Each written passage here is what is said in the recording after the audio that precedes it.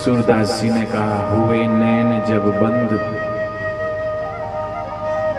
तब मिला वो आनंद, आया नजर नजारा घनश्याम का, नजदीक और दूर कहीं हाजिर हजूर, हर जगह वो समाया, सारे जग को बताया। देखी झूम झूम झांकी भगवान की। आप भी थोड़ी देर अपनी चर्म चक्षुओं को बंद करके अंतःचक्षुओं से उस भगवान की झांकी को, जो सब जगह है, सब में है, भीतर भी है, तो भीतर की दृष्टि से थोड़ी देर देखना प्रारंभ कर दें। मैंने कहा कि बाहर टुकुर टुकुर देखने से कुछ नहीं होने वाला, इसलिए ये सत्संग, ये कीर्तन, ये प्रयोग है। हम थोड़ी देर बैठे, हम घर में बैठते हैं, हमारा मन भगवान के भजन में, सुमरन में नहीं लगता। मंदिर में जाके हम पुष्प चढ़ा देते, भगवान को जल चढ़ा देते, आ जाते हैं, ठीक है, लेकिन वास्तव में हम अपने ऊपर कृपा करें। वेद कहते हैं, अब तो दीपो भवा, आप अपने दिए को जलाओ, भीतर जल रहा है, अपनी ज्योत ही काम आती। इसलिए सदगुरु के ज्ञान प्रकाश में आकर उस दीपक को जलाने के लिए ही कीर्तन है।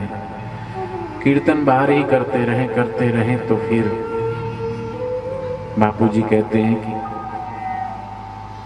लकड़ी लाना, चूल्हा जलाना, पतीले को मांझना, उसमें दूध डालना, चावल डालना, शक्कर डालना, खीर बनाना, ये सब क्रिया है, लेकिन इन सब के पीछे उद्देश्य है खीर को खाना। खीर खाना मुख्य उद्देश्य है, लेकिन जीवन भर हम खीर ही पकाते रहें, बर्तन ही मांजते रहें, लकड़ियां ही जुटाते रहें, चूल्हा ही जलाते रहें, तो खीर कब खाएंगे? तो खीर खाने का नाम ही ध्यान है। तो थोड़ी देर ये ध्यान की खीर, थोड़ी देर निसंकल्प अवस्था की खीर, थोड़ी देर उस प्रभु के नाम में डूबने की खीर, अपने वास्तविक होश में आने के लिए ही एक प्रयोग है, साधन है ये कीर्तन। सुनते सुनते एक बोलते बोलते कि आप थोड़ी देर बोलने और सुनने के बीच के अंतराल में जो शून्य अवस्था है, जो निर्विचार अवस्था है, उस अवस्था में बैठने का नाम ही ध्यान है। और ये ध्यान घर में नहीं लगता, ये ध्यान उनका नहीं लगता जो संसार को बहुत सच्चा मानते हैं, जो सिर्फ जगत की तू मैं में ही लगे रहते हैं सुबह से शाम तक। उसका क्या हुआ, उसका क्या होने वाला है, इसका क्या हुआ, हम देखें हमारा क्या हुआ।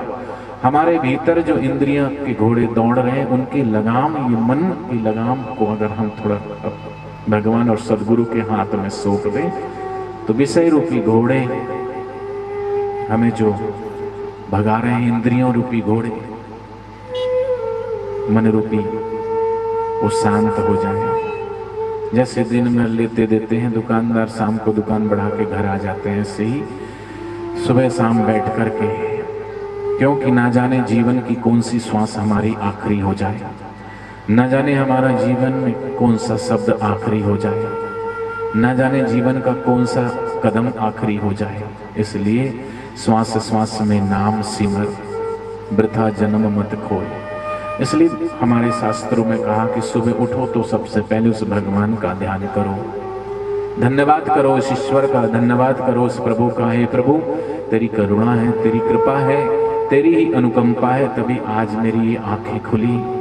तेरी ही करुणा कृपा है, तभी मेरी ये श्वास चल रही है। तेरी ही अनुकंपा है, तभी मेरी ये जीवा बोल रही है। तेरी ही अनुकंपा है, तभी मेरे ये कदम चल रहे हैं, मेरे हाथ पैर सब चलाने वाली तेरी ही सत्ता है। और दिन में भी किसी से हाथ, जो किसी का मुंह देखें उससे पहले अपने हाथों में ही हम कराग्रे बसते लक्ष्मी, करमध्य सरस्वती, करमूले तू गोविंद, प्रभाते कर दर्शनम, भगवान का दर्शन करें, गोविंद का।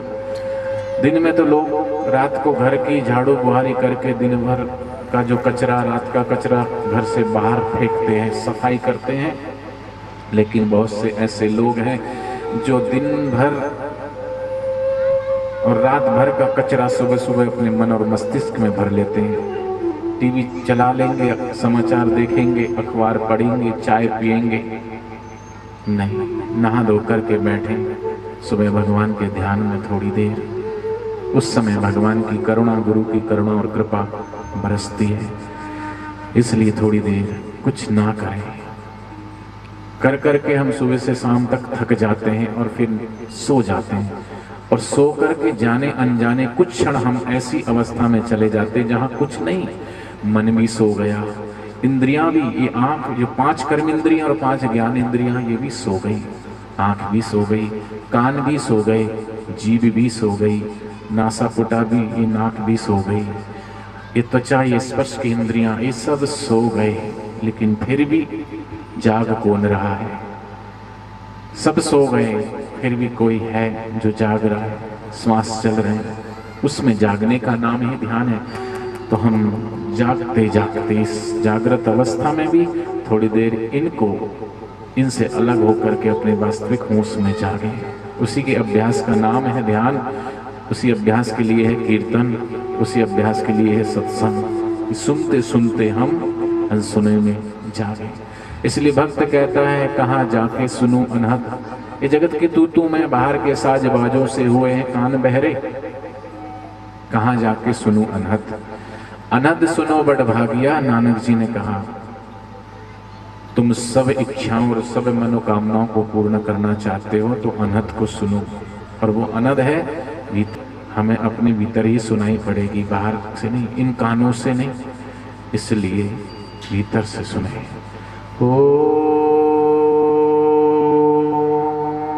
कमर सीधी, गर्दन सीधी।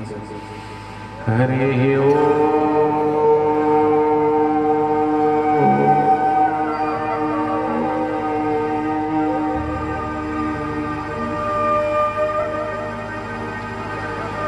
हरे ओ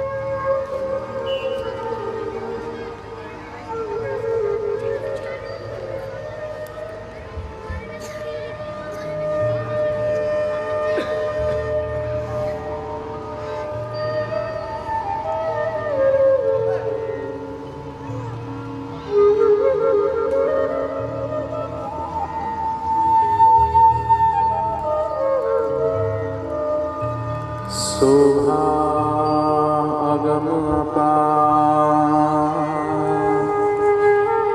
कोटि भानु ससिरोमैक, षोडश रवि छिटकार, एक हंस उजियार तनु। परमपिता परमात्मा की शोभा मन बुद्धि की पहुंच से परे अपार है। उसके एक रोम में करोड़ों सूर्य और चंद्रमा के समान प्रकाश है। सतलोक पहुंचने वाले सदगुरु के एक हंस के ज्ञान रूपी तन का प्रकाश 16 सूर्य के समान है। इसलिए उसको पाना है तो गुरु के चरण प्रीति चित्त धारे, तन मन धन सदगुरु पर वारे। आगे शिष्य जो एह विधि करिए, गुरु चरण मन निश्चल धरिए। गुरु के चरणों में अपना मन स्थिर रखेगा, अपने चित्त में गुरु चरणों का स्नेह रखें। यह तन मन धन सदगुरु को, ये सब उस प्रभु का, गुरु का, उस भाव से जो ईश्वर और गुरु को समर्पित होगा, उसी को वो आनंद की प्राप्ति होती है। ओ